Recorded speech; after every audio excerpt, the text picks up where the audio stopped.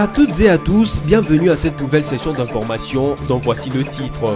Le président de la Commission électorale nationale indépendante, Corneille Nangaa, a réceptionné mercredi 7 février 2018 un kit de matériel informatique composé de 15 serveurs, 36 cartographiques et autres accessoires. D'après le président de la centrale électorale, ces matériels servent à augmenter la vitesse et la capacité des traçages de doublons, ce pour accélérer le travail de consolidation de traitement de données électorales. Et puis les détenteurs des antennes VSAT et fournisseurs des services internet en RDC doivent désormais s'identifier à l'autorité des régulations de postes et télécommunications ARPT avant le 28 février 2018. Cette mesure a indiqué les ministres de PTNTIC et Emery Okunji dans un communiqué publié mercredi 7 février 2018 et conforme à l'article 25 de la loi cadre de 2002. Enfin, suite à la recherche par la présidence de l'Église du Christ au Congo du pasteur François David Ekofo, la MONUSCO a affirmé être celle qui a aidé les pasteurs et sa famille à quitter les pays. L'institution onusienne justifie son acte par l'aide qu'elle apporte à ceux qui n'ont pas assez de moyens pour voyager. Un kit de matériel composé de 15 serveurs, 36 cartographiques et des accessoires informatiques a été réceptionné par le président de la Commission électorale nationale indépendante, Corneille Nangaa Yobelo, qu'accompagnait Madame l'équesteur Géraldine Kassongo-Ngoy et autres membres de cette institution le mercredi 7 février 2018, signalant qu'il s'agit de matériel complémentaire qui vont renforcer les équipements informatiques, augmenter la vitesse et la capacité des traçages des doublons et donc accélérer le travail de consolidation et de traitement qualificatif des données au niveau du Centre national de traitement de la CENI. Le secrétaire exécutif national Ronsard Malonda a rappelé en outre que la CENI s'est assignée pour challenge la publication le 6 avril 2018 d'une décision de l'Assemblée plénière qui va reprendre les statistiques des électeurs par entité électorale conformément au calendrier électoral du 5 novembre 2017. Rappelons qu'à ce jour, la CENI a déjà centralisé près de 58% de données collectées à travers le pays en attendant le données en provenance du Kasaï central et les deux territoires de la Lomami, notamment Luilou et Kamiji. La mission des Nations Unies pour la stabilité au Congo, MONUSCO, et le ministère de la Défense de la RDC ont signé le prolongement de l'accord de coopération opérationnelle et le soutien au FARDC. C'est l'affirmation du porte-parole de la mission, Florence Marshall, le mercredi 7 février 2018, lors de la conférence de presse hebdomadaire des Nations Unies. Cet arrangement avait été signé le 28 août 2016 et scelle la coopération entre la MONUSCO et les FARDC, a ajouté Florence Marshall. Par ailleurs, a-t-elle encore précisé, cette concordance définit les domaines de coopération opérationnelle et les modalités d'exécution de l'appui de la MONUSCO et FARDC, un soutien logistique, un appui au combat, en renseignement en temps réel et au soutien au commandement, mais seulement en cas d'extrême nécessité pour l'armée congolaise. La société civile de Béni demande aux autorités congolaises de traiter avec diligence le dossier des anciens chefs de guerre qui continuent à vivre librement dans les pays voisins de la RDC. Cette structure de la ville de Béni se félicite de la rapidité avec laquelle le gouvernement congolais a obtenu l'extradition du colonel John Chibangu. Inspiré par cet exemple, les membres de cette société réclament aussi l'extradition du chef des ADF, Jamil Mukulu, actuellement en Ouganda, et des anciens officiers des FARDC comme Laurent Kunda et Sulutani Makenga, toujours en exil au Rwanda. Le président de la société civile de Béni souhaite l'extradition des auteurs des massacres et enlèvements de milliers de personnes. Selon lui, ces hors-la-loi doivent être jugés pour leurs crimes pour ne pas encourager l'impunité de ce type de criminels en RDC. Entre-temps, les FARDC continuent de traquer les ennemis de la RDC avec leur offensive dénommée Oussalamana 2 contre le présumé ZADF dans les territoires de Béni au Nord Kivu. Les FARDC ont repris le contrôle de la localité de Eringeti et ses environs. Cette reprise s'est effectuée après des violents affrontements avec le présumé ZADF le mardi 6 février 2018. Identification exigée des détenteurs des antennes VSAT et fournisseurs des services d'accès à l'Internet à l'autorité des régulations des postes et télécommunications avant ce 28 février 2018. Sur la décision prise par le ministre des Postes, Télécommunications et Nouvelles Technologies de l'Information et de la Communication, Emery Okonji. Dans un communiqué officiel publié le mercredi 7 février 2018, le ministre Emery Okonji ajoute que ces personnes doivent être munies de leur titre d'exploitation, dûment délivré par l'ARPT et approuvé par le ministère des Pétentique. Conformément aux prescrits de l'article 25 de la loi cadre numéro 013/2002 du 16 octobre 2002 sur les télécommunications en RDC. Dépassé ce délai, martèle par ailleurs le ministre, toute personne détentrice d'une antenne VSAT ou fournisseur d'accès à Internet qui ne se serait pas fait identifier sera considérée comme opérateur clandestin. Et de ce fait, subira la rigueur de la loi, a averti le ministre des Pétentique, Emery Okonji.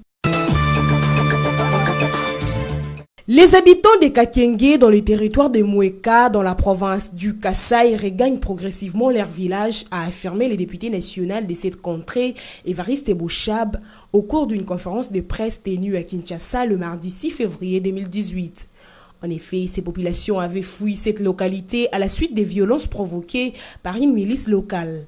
L'ancien vice-premier ministre et ministre de l'Intérieur a expliqué que ceux qui ont fui Kakenge commencent à y revenir.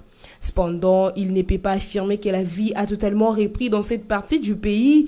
Aussi a-t-il demandé à la justice militaire de faire son travail pour établir les responsabilités dans les violences qui ont endeuillé la population de sa circonscription électorale. Pour clore sa conférence, Évariste Bochab a invité toutes les communautés du Grand Kasaï à l'apaisement ainsi qu'à vivre dans la concorde, la paix et la fraternité. Suite à la recherche du pasteur Ekofo David François par l'Église du Christ au Congo, ECC, la MONUSCO a informé être celle qui a aidé le pasteur et sa famille à quitter par avion Kinshasa. La MONUSCO justifie son acte par l'aide qu'elle apporte à ceux qui n'ont assez de moyens pour voyager. Dans un communiqué publié mercredi 7 février 2018, la présidence nationale de l'Église du Christ au Congo a informé les autorités ainsi que l'opinion publique qu'il est sans nouvelles de son pasteur François David Ekofo depuis dimanche 4 février 2018. Et par la même occasion, elle a demandé aux fidèles protestants de prier pour les pasteurs Ekofo et pour la RDC. En outre, les protestants ont demandé aux autorités congolaises de ne ménager aucun effort pour les informer de la situation du pasteur. Depuis plusieurs jours, les rumeurs contradictoires circulent sur son exil. Avec cette réaction de la MONUSCO, les doutes viennent donc d'être levés. L'Église protestante de France était la première à avoir confirmé la thèse de l'exil du pasteur Ekofo pour les États-Unis, au motif qu'il a été menacé de mort par les services de sécurité juste après sa prédication critique du 16 février 2017 contre le pouvoir, date de la commémoration de l'assassinat de l'ancien président de la RDC, Mosé Laurent Désiré Kabila. Pour rappel, le pasteur Ekofo avait notamment dit que l'État congolais est quasi inexistant. Il avait qualifié la RDC de non-État. Sa prédication, qui passait en direct sur les ondes de la télévision nationale congolaise, avait été interprétée différemment par l'opinion tant nationale et internationale. Nombreux ont sur les réseaux sociaux surtout tenté d'opposer le pasteur au gouvernement congolais.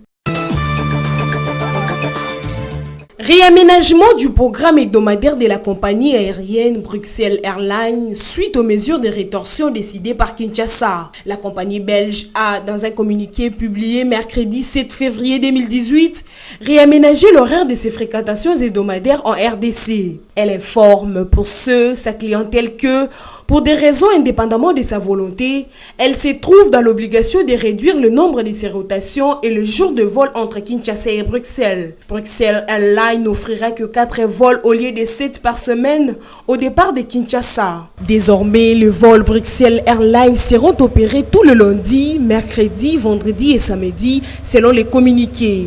avant d'annoncer que les passagers qui étaient réservés sur le vol, qui ne pourront plus opérer par la compagnie entre Kinshasa et Bruxelles, seront automatiquement remplacés sur le prochain vol disponible de la semaine et seront contactés. Pour la petite histoire, suite aux mesures de rétorsion actionnées par Kinshasa contre le Royaume de Belgique, l'autorité de l'aviation civile au Congo, AAC, a décidé lundi 5 février 2018 de réduire les fréquences des vols de Bruxelles Airlines en RDC. Il est ainsi passé de 7 à 4 vols par semaine, une décision qui a été justifiée par l'absence de réciprocité dans l'exploitation des services aériens internationaux entre la RDC et la Belgique.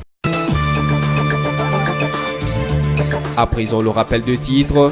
Le président de la Commission électorale nationale indépendante, Corneille Nangaa, a réceptionné mercredi 7 février 2018 un kit de matériel informatique composé de 15 serveurs, 36 cartographiques et autres accessoires.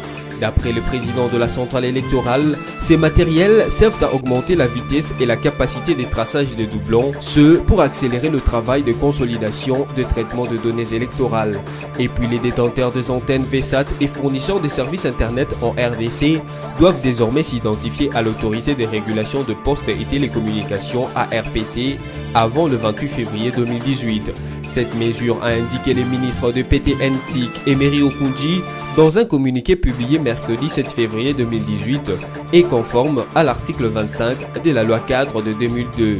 Enfin, suite à la recherche par la présidence de l'Église du Christ au Congo du pasteur François David Ekofo, la MONUSCO a affirmé être celle qui a aidé les pasteurs et sa famille à quitter les pays. L'institution onusienne justifie son acte par l'aide qu'elle apporte à ceux qui n'ont pas assez de moyens pour voyager. Ainsi s'achève cette session d'information. Merci de l'avoir suivi et à la prochaine.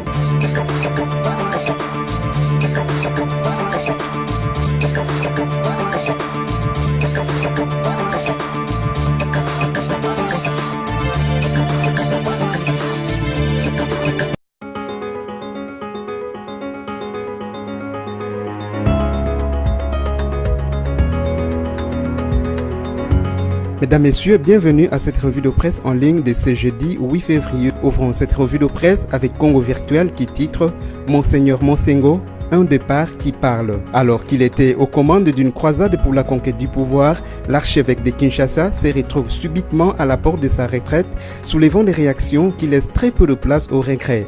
Terrible attitude qui atteste de cette désacralisation qui s'est imposée en prince de l'Église en décidant de s'escrimer dans l'arène politique par des méthodes dont la controverse aura été à la mesure de la dimension anarchique et subversive de son cheval de Troie, le CLC. L'annonce de la nomination d'un archevêque coadjuteur pour l'archidiocèse de Kinshasa a suscité une avalanche de commentaires dans tous les sens, mais avec un point d'arrêt l'essor du cardinal Laurent Monsengo Passigna. Tout simplement parce que celui-ci, en charge de cet archidiocèse, est désormais sur le départ pour sa retraite. Un départ qui a cependant mis du temps au regard de la limite d'âge qui frappait Monseigneur Monsengo depuis quelques années déjà. Dans un entretien qu'il a accordé à l'agence Fides de la Cité du Vatican, le cardinal Fernando Filoni, préfet de la Congrégation pour l'évangélisation des peuples, a en effet expliqué que l'actuel archevêque de Kinshasa a présenté sa démission du gouvernement pastoral de Kinshasa au moment de son 75e anniversaire. Le Saint-Père, comme il le fait souvent, prolonge les mandats au vu des conditions de santé et pour ne pas priver les diocèses de son pasteur jusqu'à sa succession. Depuis la nomination de Monseigneur Fridolin Ambongo Basungu, une période transitoire devrait s'instaurer pour permettre que le passage des consignes entre les cardinaux Laurent Monsengo et Monseigneur Fridolin Ambongo intervienne avec le calme qui convient et une connaissance approfondie de cette circonscription ecclésiastique complexe.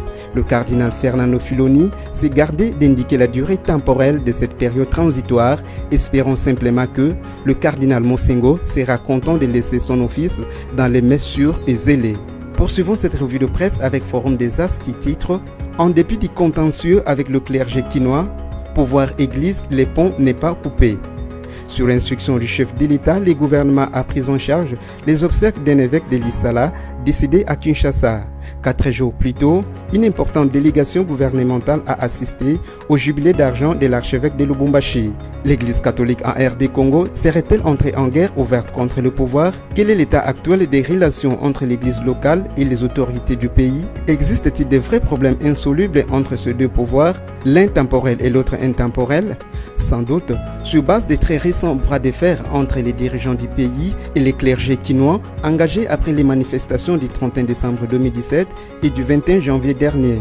À cela s'ajoutent les joutes oratoires entretenues dans les deux camps. Au fil du temps, il s'avère cependant que la crise entre l'Église catholique en RD Congo et les pouvoirs ne concernerait que les clergés quinois. Plusieurs faits prouvent à suffisance les contraires. Le plus récent est l'instruction du président de la République au gouvernement de prendre en charge les funérailles de Monseigneur Jérôme Makili, décédé à la clinique Bondeko de Kinshasa. Joseph Kabila s'en tenait aux obsèques dignes de ce prince de l'Église dans sa circonscription ecclésiastique, a explicitement demandé au Premier ministre de prendre des dispositions nécessaires quant à ces. 4 jours plus tôt, une importante délégation gouvernementale, dont 2 vice-premiers ministres, a assisté au jubilé d'argent de l'archevêque de Lubumbashi. Emmanuel Ramazani Chadari de l'Intérieur et Sécurité, ainsi que son collègue Léonard Chio Kitundu des Affaires étrangères, ont été parmi les témoins privilégiés de la commémoration des 25 ans de sacerdoce de l'évêque du chef-lieu de la province du Haut-Katanga. La délégation partie de Kinshasa comptait également Néhémie Mouilania, directeur du cabinet du Raïs, comme qui dirait l'œil et l'oreille du chef de l'État. Bouclons cette revue de presse avec actualité.cd qui titre « Décrispation politique, politisation de la justice, judiciarisation de la politique selon des experts ». Une année après la signature de l'accord du 31 décembre sous l'égide de la SENCO, les réseaux pour la réforme du secteur de sécurité et de justice dénoncent la non-application des mesures de décrispation politique. Ce, dans un rapport publié mercredi 7 février en partenariat avec d'autres ONG des droits de l'homme. La gestion des cas jugés emblématiques dans le cadre de la décrispation du climat politique connote une batterie d'irrégularités administratives et judiciaires, lesquelles laissent à penser à un règlement des comptes politiques, note le rapport de 56 pages. Toujours selon le rapport, à l'heure actuelle, c'est souvent par désespoir que des personnes s'adressent aux tribunaux en espérant que ces derniers soient plus à même d'imposer des verdicts justes.